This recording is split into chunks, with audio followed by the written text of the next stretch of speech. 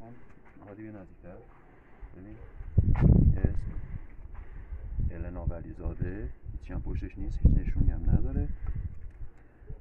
اینو بذارمش اونور النا ولیزاده رو.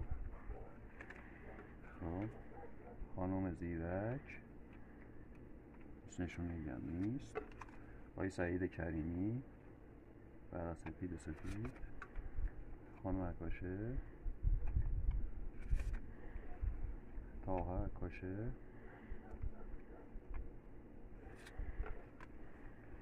یه مرد دیگه هم آقای علیرضا هادی، اسمش اگه مشخص باشه،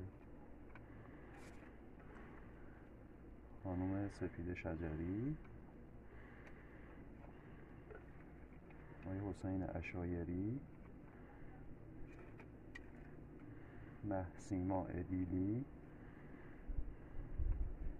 اینم بکنم که به عنوان نشون نباشه اینجا یه موقع. اینم آقای محمد مهدی محبوب.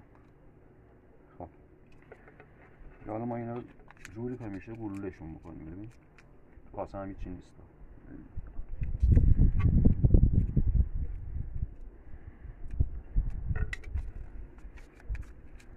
گلوله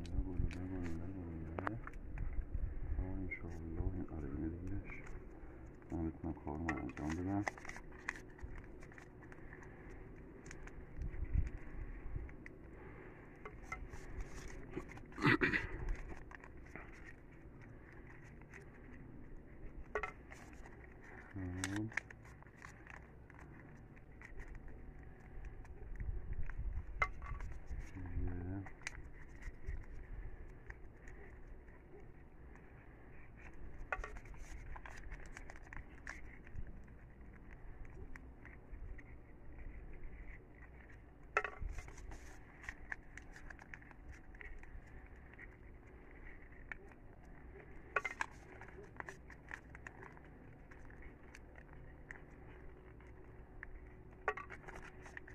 خب اینم از آخریش.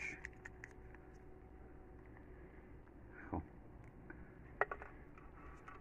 چند تا بود؟ 1 2 تا 3 تا 4 تا 5 تا 6 تا 7 تا 8 تا 9 تا، همون 10 نفری که استاده بودن. حالا قاطیش کن.